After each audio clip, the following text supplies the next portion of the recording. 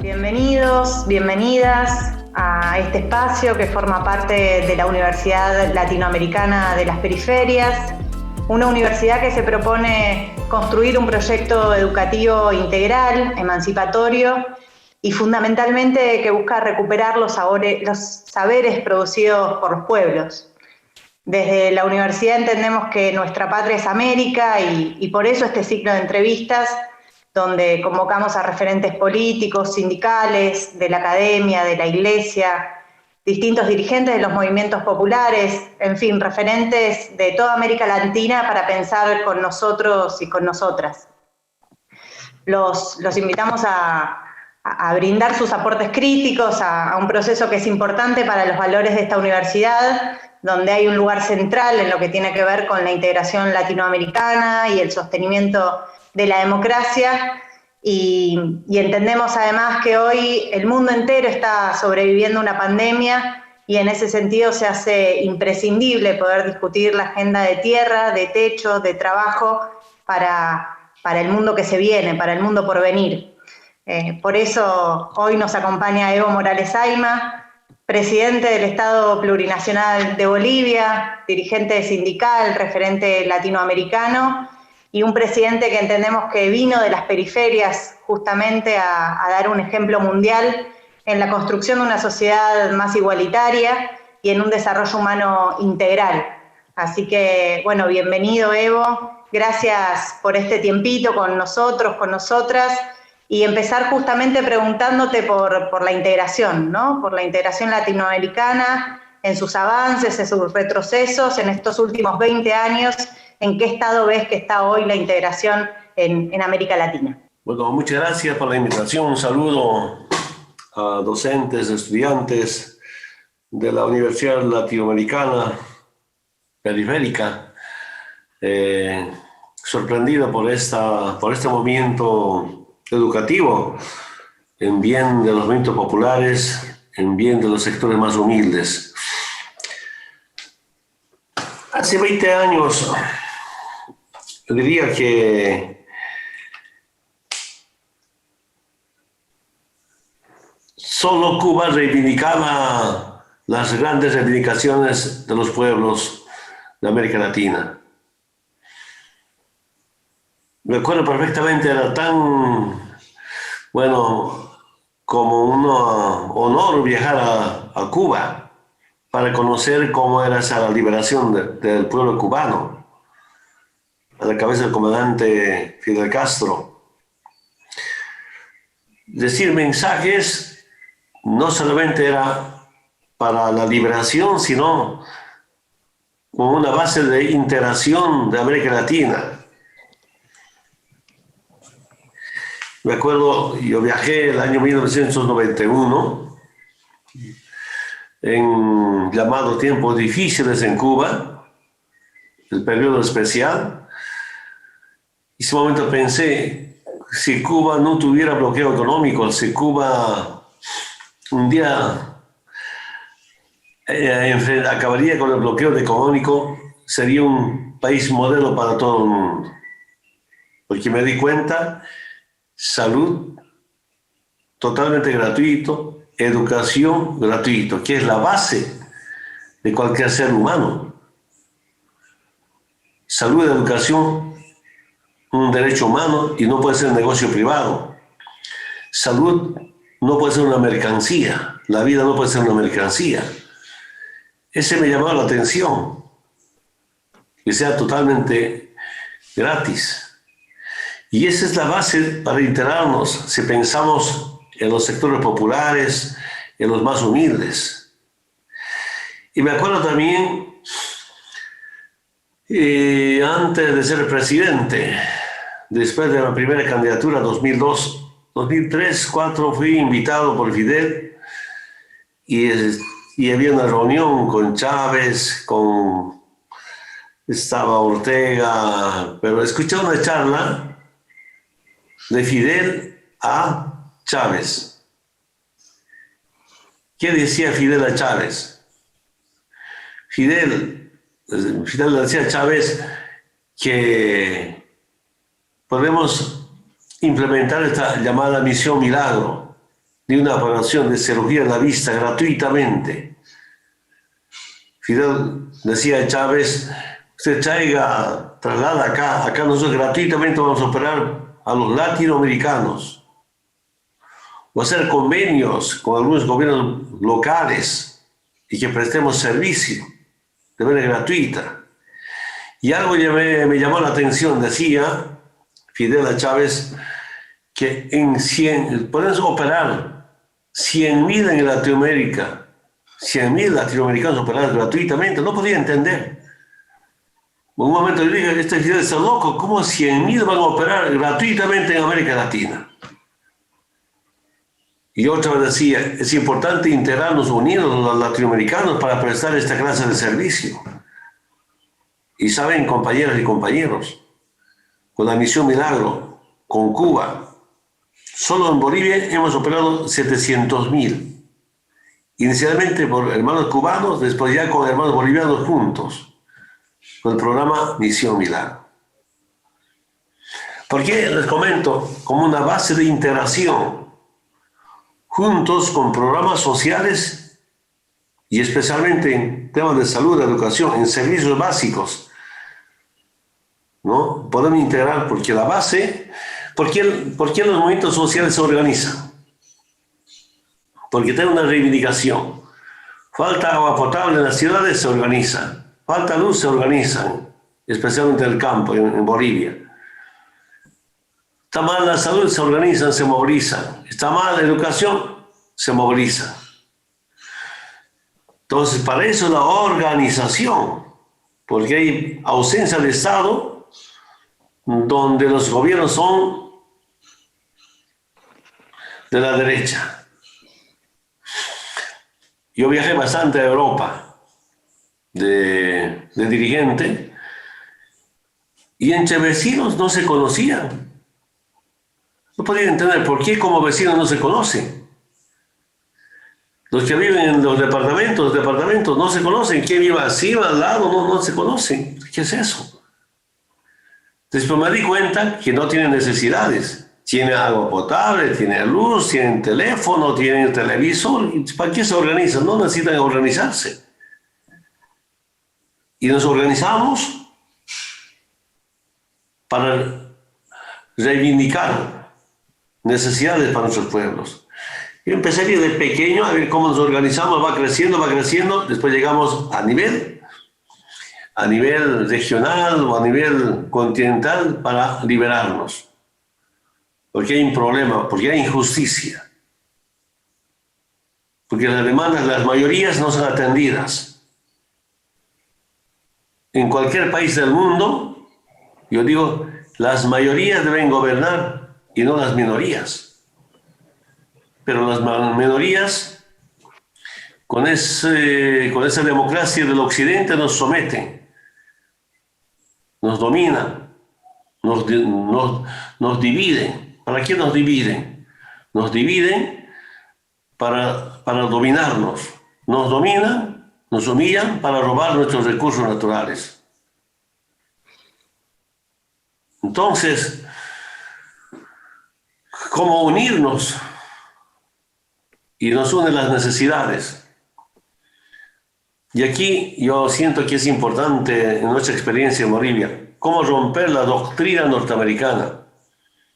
Dentro de la doctrina norteamericana, el sindicato no puede hacer política.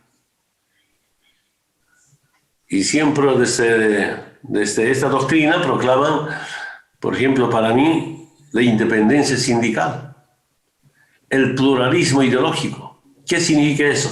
Un sindicato, un movimiento social, puede ser de derecha, de izquierda.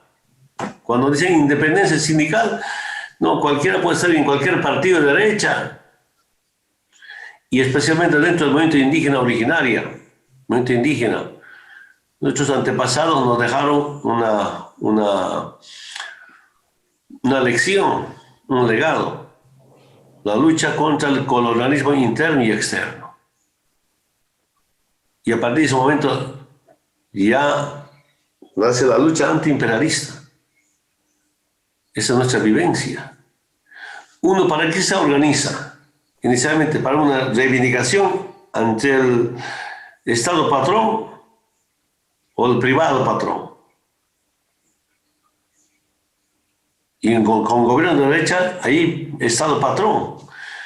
Yo en mi experiencia decía, en Bolivia, con nuestra revolución democrática y cultural, no ha habido Estado patrón, sino más bien el Estado era como esclavo del pueblo, y no antes el pueblo esclavo del Estado. Entonces, esta es nuestra profunda diferencia que hemos tenido.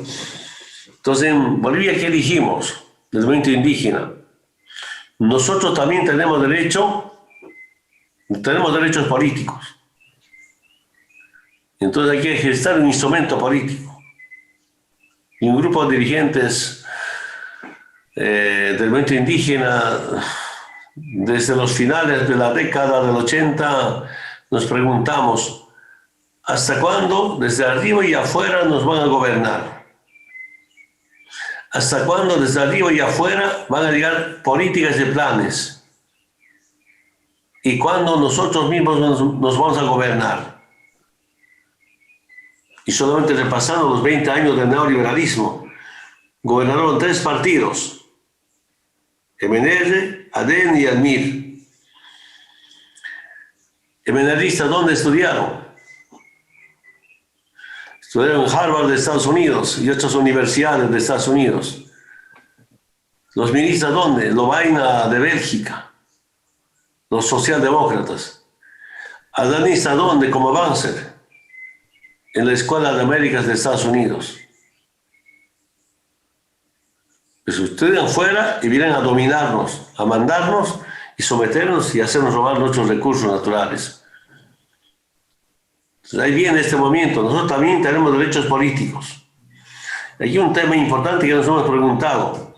Siempre pedíamos reivindicaciones, dentro de las reivindicaciones a los gobiernos de la derecha, por ejemplo, la nacionalización.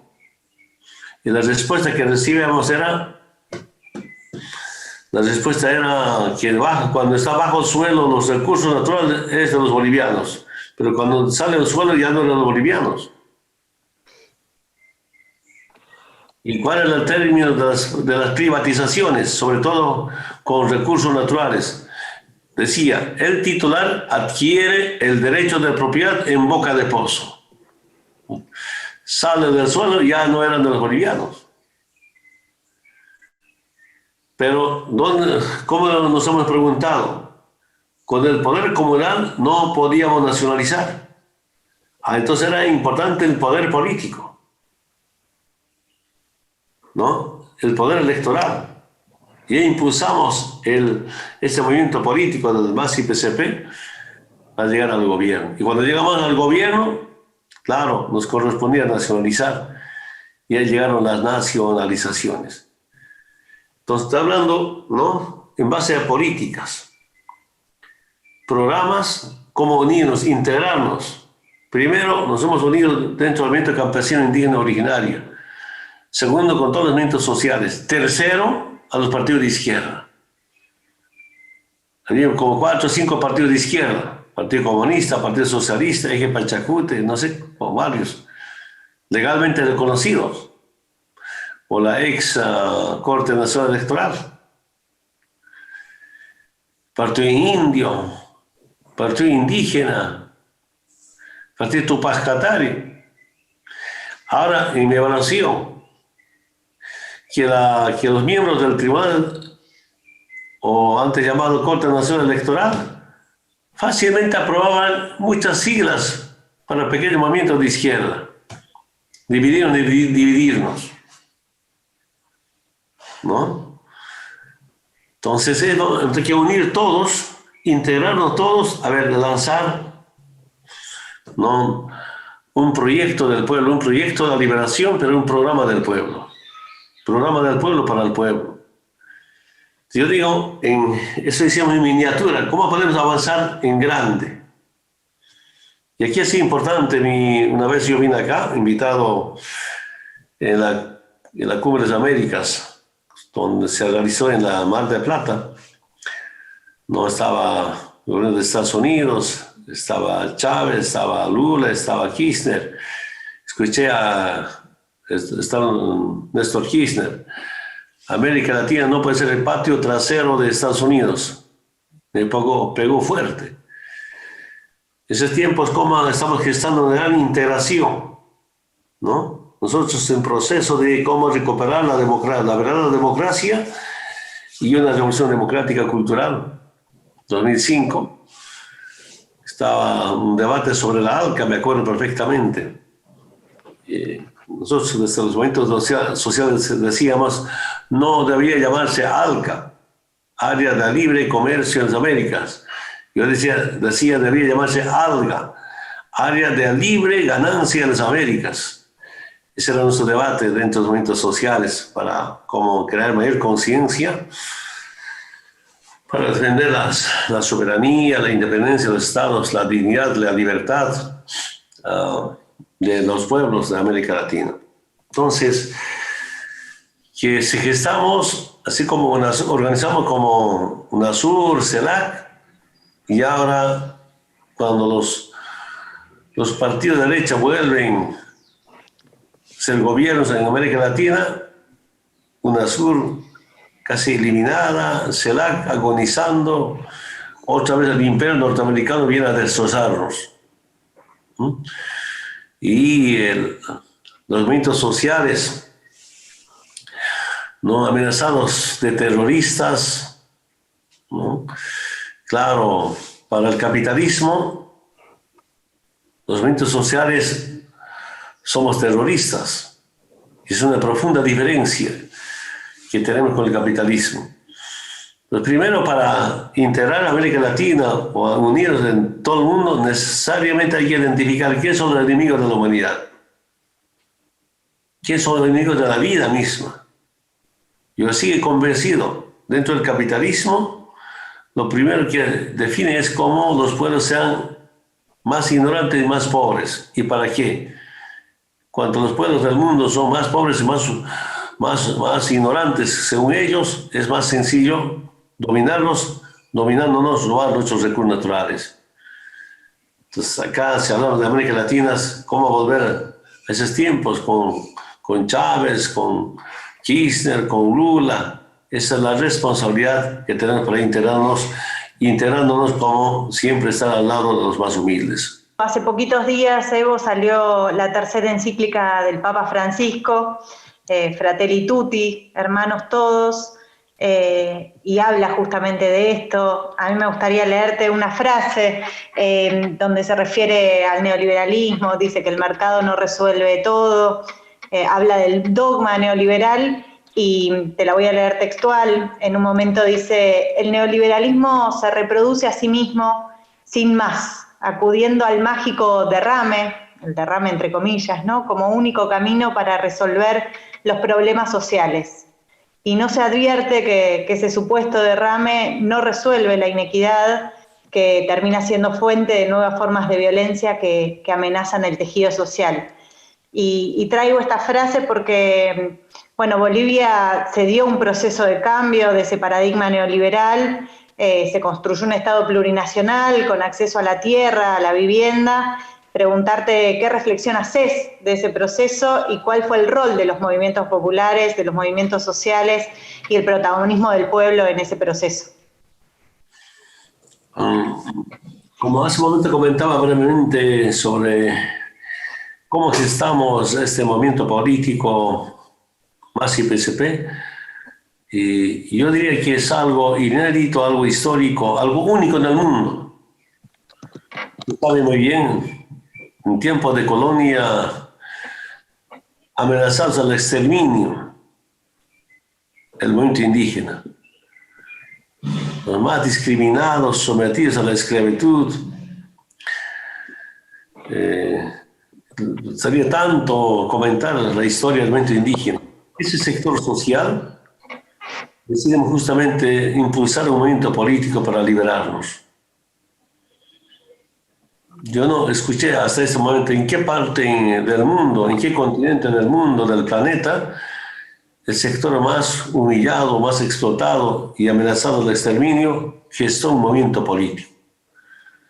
Yo me acuerdo los primeros años, mis hermanos del campo Chechos aymaras decían, a este movimiento político no entre ni un profesional, y especialmente que no entre un abogado, un jurista. Claro, me acuerdo yo también como dirigente de base de sindicatos, cuando iba a tramitar títulos ejecutoriales, cómo eran los abogados. Tengo una larga cosa para contar sobre ese tema. Y también razón. Pero importante la presencia también de otros profesionales, una lucha interna, ¿no? Yo decía, no solamente es ser indígena, ni campesino, ni ser dirigente para ser autoridad, sino también hay personalidades de las ciudades. Entonces, unirnos. Hasta ahora algunos siguen diciéndome, soy invitadito de Evo, soy invitadita de Evo. Claro, integrar, ¿no? Al movimiento popular, también con nuestros profesionales, con la clase media, todos unidos. Esa era mi lucha interna. Y así también hemos crecido y así hicimos mucha historia. Entonces, la lucha de los movimientos sociales en Bolivia, después de la fundación de la República, ha sido tan importante hasta ahora. Pues sigue esa etapa de cómo unirnos mejor, pero con los distintos sectores sociales. En el gabinete que tenía, yo decía, bueno, aquí estamos 4 o 5 ministros, ministras con Evo, presidente del movimiento indígena. Nuestro sector está organizado. Entonces, ministros, abogados o economistas o arquitectos o médicos también tienen sus organizaciones. Son colegios de médicos, colegios de economistas, colegios de arquitectos, colegios de abogados. Usted también, pues, trabajen y expliquen y por decisiones orgánicas, institucionales, asumen este proceso. Y a veces es difícil de llegar a eso, ¿no? Y otra vez todavía en Bolivia, algunos grupos que dicen, nosotros hemos estudiado para dominar a los indios. O sea, debe ser hace 2 o 3 años yo tuve una reunión con un grupo de jóvenes en Santa Cruz. Siempre cuando me piden reunión me voy a la reunión. Eran hijos de los empresarios, hijos de los de clase alta. Buena la reunión, planteamiento, bien, pero un joven que me dice, presidente Evo, los politólogos, ¿qué tenemos que hacer? Me sorprendió la pregunta. Y le dije, si eres politólogo, pues hagan política como la Adriana Salvatierra. Adriana Salvatierra es politóloga. Y me dicen, entonces, presidente, hagamos un proyecto de ley. Ya, dígame qué. Por ley, solamente hagamos política los politólogos. Bueno, eso me ha llamado la atención. Después empiezo a pensar lo siguiente, cuando en el 2003-2004, un partido de la derecha manda un proyecto de ley al Congreso. Por entonces Congreso todavía. Me dice, para ser diputado y senador hay que ser profesional. Pues también sorprendió eso otra vez, ¿no? Claro, no aceptan que un indio sea gobierno, presidente. Ese es también medalito para el golpe de Estado. Y además de eso, nos decía que para entrar a Santa Cruz tienen que dar pasaporte y visa. Yo siento que en el 2004, 2005, 2003, 2004 estaban pensando ya el separatismo.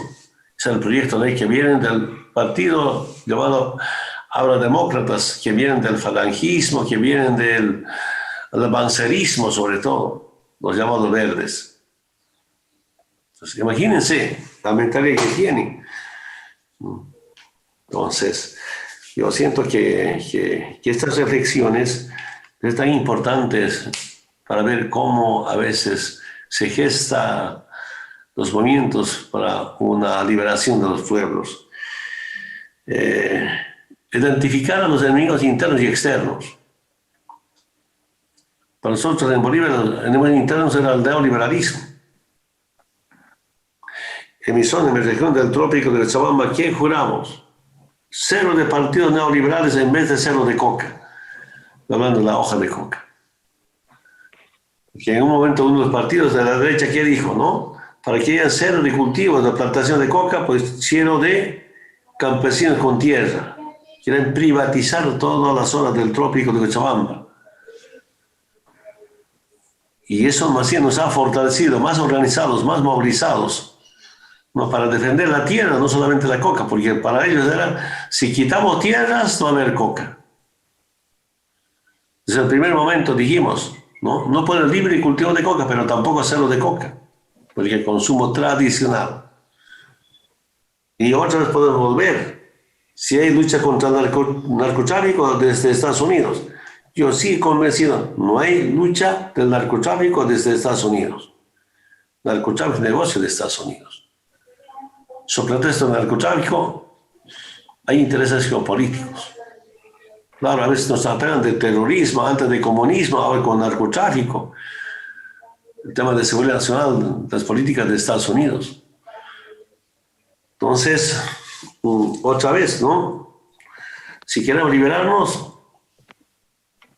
es identificar a estos enemigos, los neoliberales sometidos al capitalismo, al imperio norteamericano. Seguramente muchos de ustedes han participado en foros internacionales. Yo también he participado, por ejemplo, en estos foros, Puerto Alegre, Sao Paulo. Gritamos, otro mundo es posible. Y nosotros desde Bolivia, gracias a la unidad del pueblo, hemos demostrado que otra Bolivia es posible. Digo, sin cuenta del milenio, sin ATPD, sin USAID y especialmente sin el Fondo Monetario Internacional. Que los programas, las políticas vienen del pueblo, el pueblo es tan sabio. Dejamos de importar los programas, proyectos o políticas. Cuando escucho en algunos países de Europa, no, van a nacionalizar luz, agua, van a nacionalizar ferrocarril, dice, eso no se decimos acá. Antes se importaban todo el programa de Europa, sino de Estados Unidos.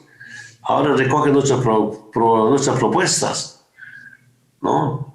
No se escuché decir en un país europeo, es importante que el país sea plurinacional, ¿no? Qué bueno sería que tengamos una América plurinacional. Somos tan diversos, ¿no? Claro, nosotros hemos entendido como república en Bolivia era Estado colonial. Lo que hicimos es democráticamente cómo acabar con el Estado colonial y volver a tener un Estado plurinacional, donde todos tengamos los mismos derechos, los mismos deberes, hombres y mujeres, gente del campo como también de la ciudad, profesional o no profesional, joven o viejo. Esa es una parte del Estado plurinacional que estamos. Te sumo ahí, Evo, otra frase, digamos, y otra reflexión de Francisco en Fratelli Tutti, que habla de que el gran tema de los gobiernos populares es el trabajo, ¿no? Y que, bueno, lo verdaderamente popular es asegurarle a todos, a todas, la posibilidad del desarrollo humano integral que supone el trabajo, que es la mejor lucha contra la pobreza también, ¿no? Entonces, tal vez preguntarte cómo ves en esa agenda de tierra, techo y trabajo que levantan los movimientos populares de toda la patria grande y que levanta también el Papa Francisco, cómo ves esa agenda, sobre todo en materia de trabajo en Bolivia y en América. Año pasado, como motivo de las elecciones nacionales, hicimos encuentros de jóvenes en los 9 departamentos. ¿Cuál es su necesidad? Queremos escuchar a los jóvenes. Y 2 cosas, empleo y casa. Lo que dice el hermano Papa Francisco.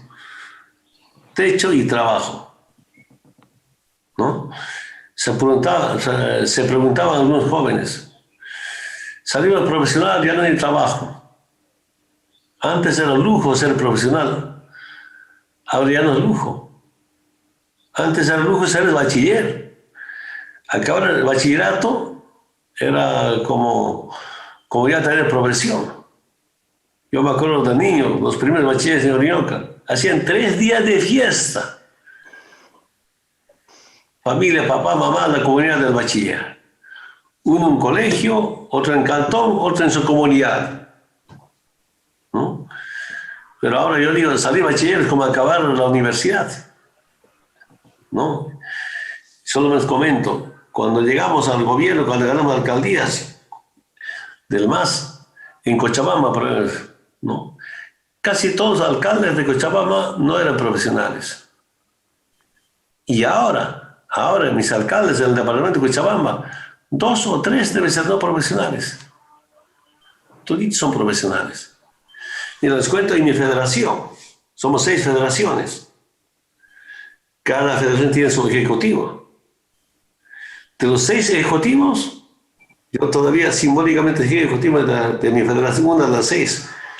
Y yo no tengo una formación académica, y otro de la Federación de Centrales Unidas. Andrónico es ejecutivo de su federación, politólogo. Julián de Carrasco, abogado egresado. Leonardo, técnico superior. David, de Yunga de Chapare, otro técnico superior. Antes en mi federación, y también en las 6 federaciones, cuando iba a la reunión, los papás venían con sus hijitos de 14, 15 años, de 12 años.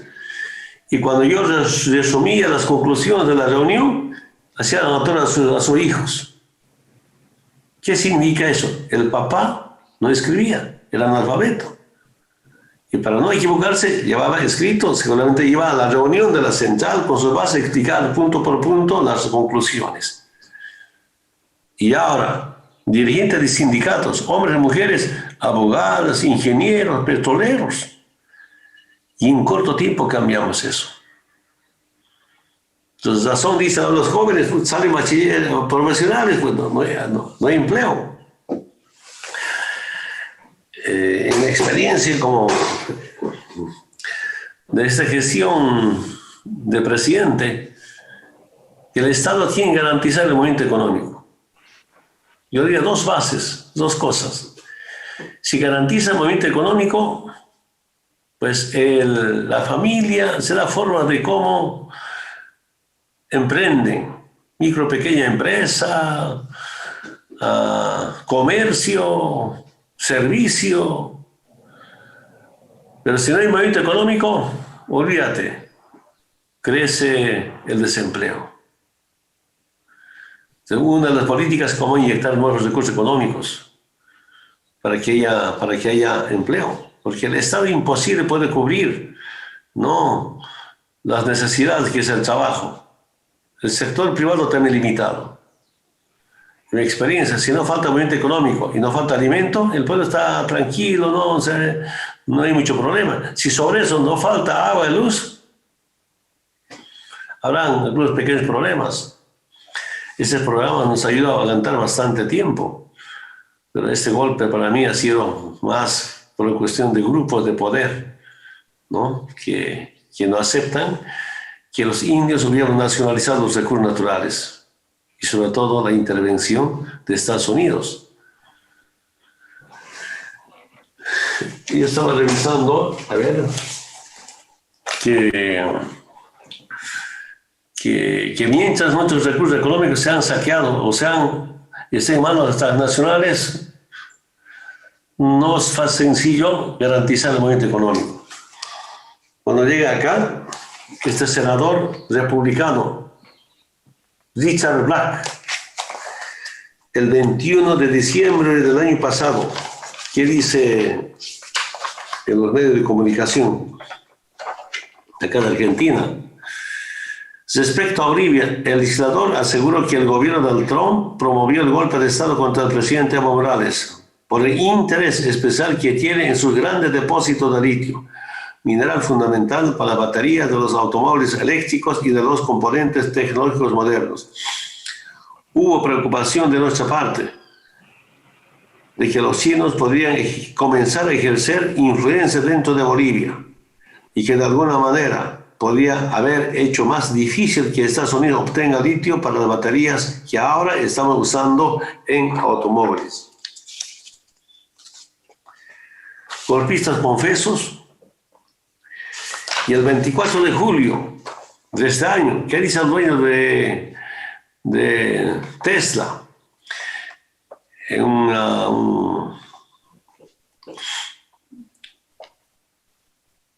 un medio de comunicación, dueño de empresa de autos eléctricos, confiesa haber participado en el golpe. En una conversación en la red social Twitter, el dueño de empresa de autos eléctricos Tesla de Estados Unidos, Elon Musk, se delató. Dijo haber participado en el golpe de Estado en Bolivia, noviembre de 2019, con el objetivo de apropiarse del litio. Pregunta, ¿sabe que no era lo mejor para la gente?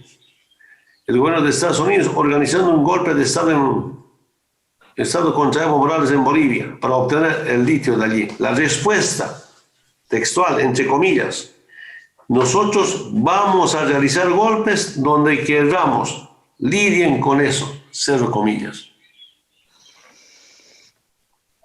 La respuesta del magnate revela que la fábrica de automóviles eléctricos de Estados Unidos financió a los promotores del golpe de Estado en Bolivia, entre ellos Carlos de Mesa, Luis Fernando Camacho, Marco Pumari.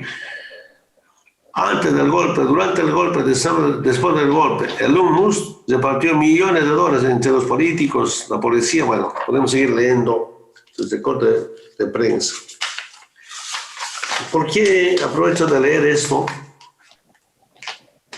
Porque la lucha de los pueblos del mundo es quién controla, quién administra los recursos naturales. ¿De quién no son los recursos naturales? ¿Es de los pueblos bajo la administración de sus estados o de los privados? Saqueo por las transnacionales. Y si nuestros recursos naturales están en manos de extranjeros, ¿qué movimiento económico puede ir? Se va nuestra plata. Se lo comento un temita importante. Cuando el gas estaba en manos de transnacionales, ¿no? Y quieren ser los contratos, el titular adquiere el derecho de prioridad en boca de pozo.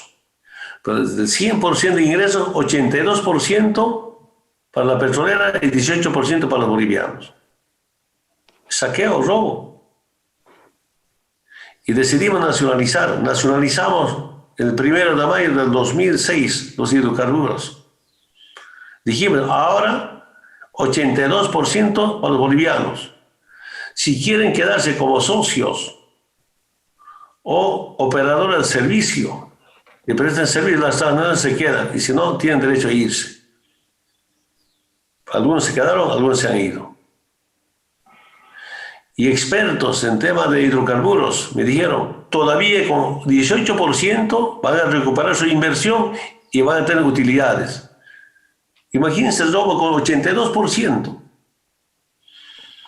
Durante los 20 años del neoliberalismo, casi 20 años del neoliberalismo, la renta petrolera en Bolivia era 3.000 millones de dólares. En 13 años, 38.000 millones de dólares de renta petrolera. Desde la fundación de Bolivia, 1825 hasta el 2005, 180 años, ¿cuánto era el PIB? 9.500 millones de dólares. Al 22 de enero del año pasado, día del Estado plurinacional, dejamos a Bolivia con 42.000 millones de dólares. ¿Y por qué ese cambio rotundo? Gracias a las nacionalizaciones. Y esa era una reivindicación del pueblo. Entonces, si hay un movimiento económico, usted puede invertir en trabajo, ¿no? Viviendas.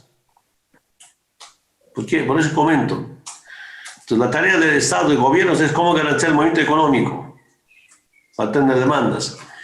Y que hay una profunda diferencia que tenemos con el capitalismo, que mediante el Fondo Monetario Internacional buscan un Estado enano, un Estado mínimo. Achican el Estado, su pretexto de ajustes estructurales o administrativos. Solo quiere un Estado que regule no quiere que un Estado invierta. ¿Quién invierte? Privado, privado, privado. Un Estado que no invierte es un Estado que no produce. Un Estado que no invierte es un Estado que no genera divisas. Entonces, ¿con qué plata va a tener la demanda que tiene el pueblo? En políticas, programas sustentados por el neoliberalismo, no hay inversión social y menos inversión estatal para ampliar el aparato productivo. Solo impuestos. De paso hablan de disciplina fiscal. ¿Qué es disciplina fiscal dentro del neoliberalismo o capitalismo? Recaudar los impuestos para pagar a los funcionarios. Punto. Ahí termina el rol del Estado. Mientras nosotros, ¿qué hicimos? Si cooperamos, el Estado tiene sus empresas, ampliar el aparato productivo, generar divisas y con las utilidades de nuestras empresas, bonos y rentas. Que nos ayudó bastante a reducir la pobreza, las desigualdades y sobre todo las nacionalizaciones nos permitió crecer económicamente. De los 13 años, 6 años primero en crecimiento económico de Sudamérica. Son programas políticos que vienen del pueblo y no del Fondo Monetario Internacional. Esa es la profunda diferencia, ¿no? Repito nuevamente, cuando hablamos de techo, salud, educación, trabajo, es que el Estado tiene que garantizar y ese es ampliando el aparato productivo, generando divisas para el pueblo.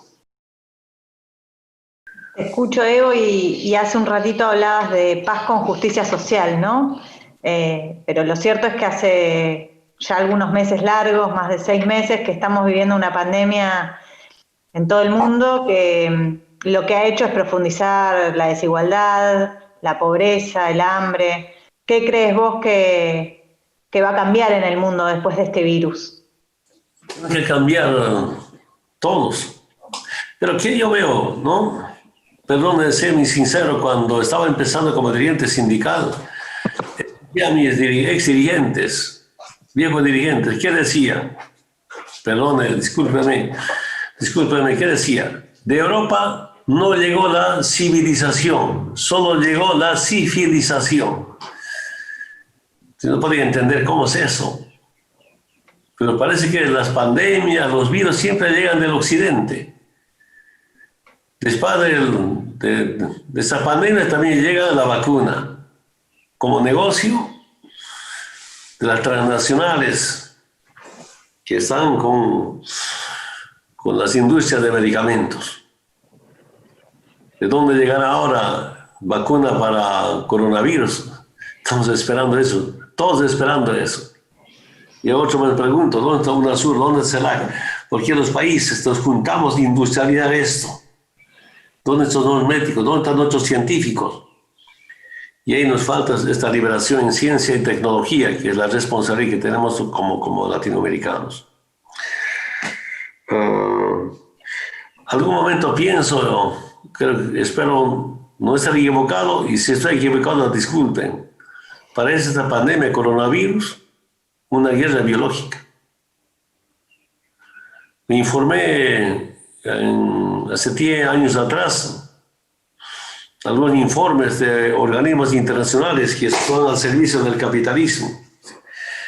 En la política del nuevo orden mundial es importante una planificación de reducción a la población innecesaria. ¿Y cuál es esa población innecesaria? Viejas y viejos, discapacitados, la familia unida, la gente pobre. ¿Por qué pienso que es parte de una guerra biológica? Estados Unidos, conocido como una de las potencias, pero para la pandemia no había sido potencia, ¿no? Y tiene más contagiados de todo el mundo, más muertos de todo el mundo, hasta más muertos por día de todo el mundo de Estados Unidos. Como siempre, algunos medios de comunicación te llaman, te entrevistan, y hace 2, 3 meses me llaman, me dice, bueno, después de la entrevista, yo pregunto, ¿cómo está la pandemia en Estados Unidos? La gente se muere en la calle, en las casas, ¿no? Y pregunto, ¿cuánto cuesta atención a una clínica privada, 20, 30 mil dólares. Se pregunto, ¿quiénes mueren? Los migrantes latinos.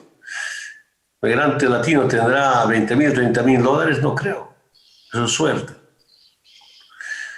Ahí pienso, razón, ya este último tiempo, Ronald, el presidente de Estados Unidos, ya no habla de muros en frontera con México, ¿no? Es mucho para debatir, analizar.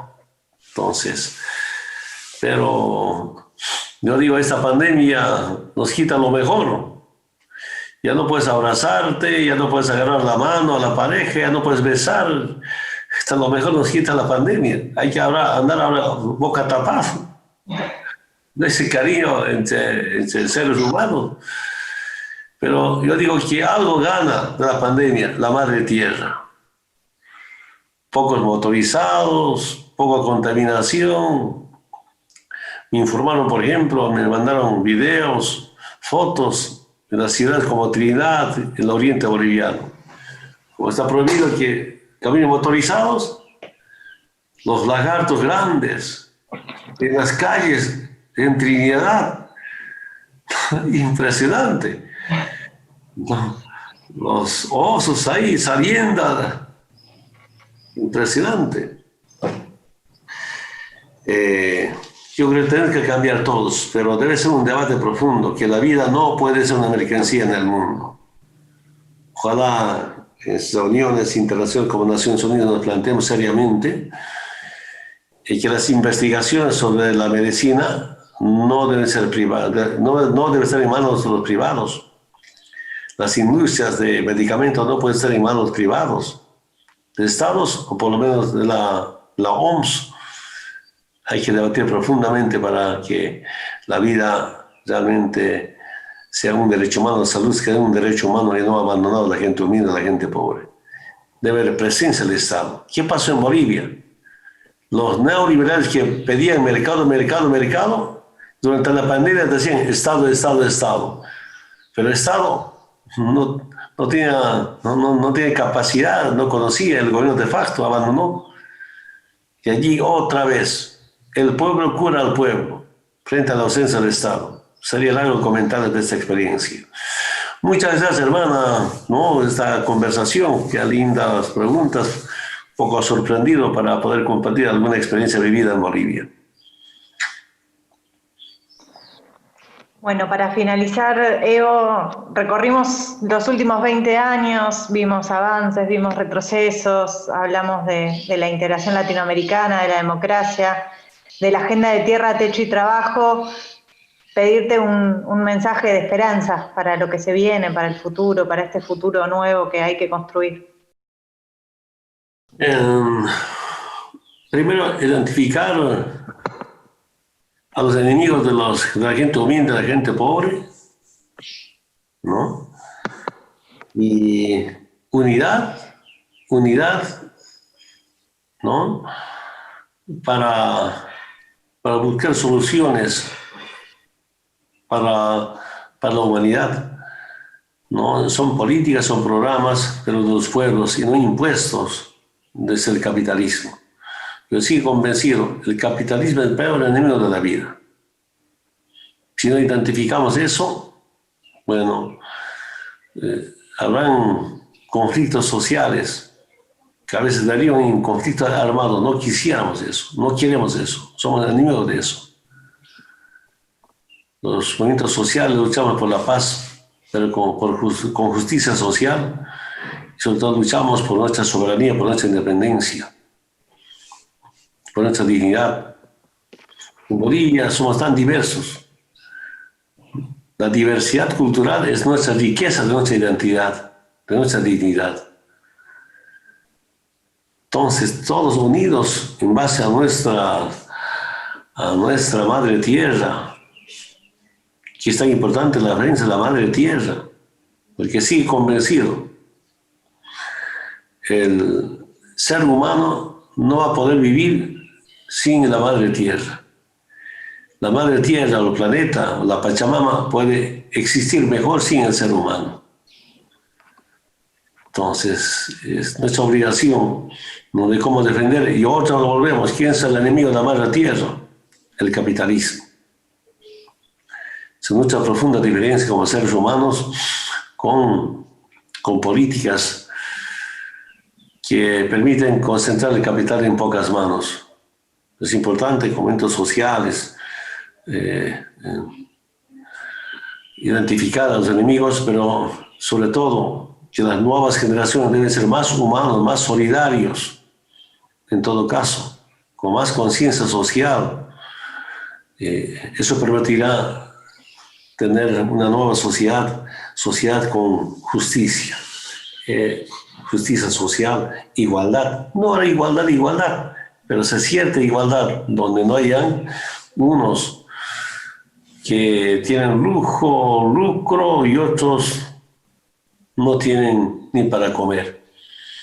Si hablamos de política, sí, yo sigo convencido, autoridades nacionales, departamentales o municipales, si nunca sufrieron el hambre, nunca van a sentir por la gente que sufre hambre.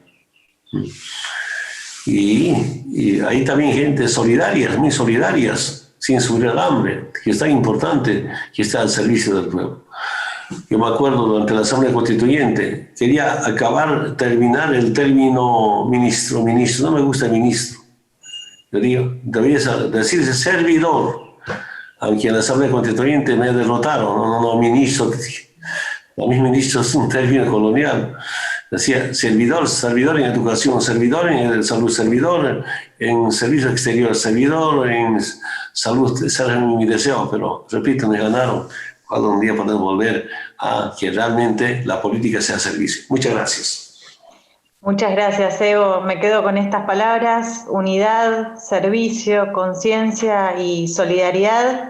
Te agradecemos en nombre de la Universidad Latinoamericana de las Periferias. Estuvo con nosotros Evo Morales, presidente del Estado Plurinacional de Bolivia y referente en materia de integración latinoamericana, referente para toda la patria grande. Muchas gracias, Evo. Muchas gracias.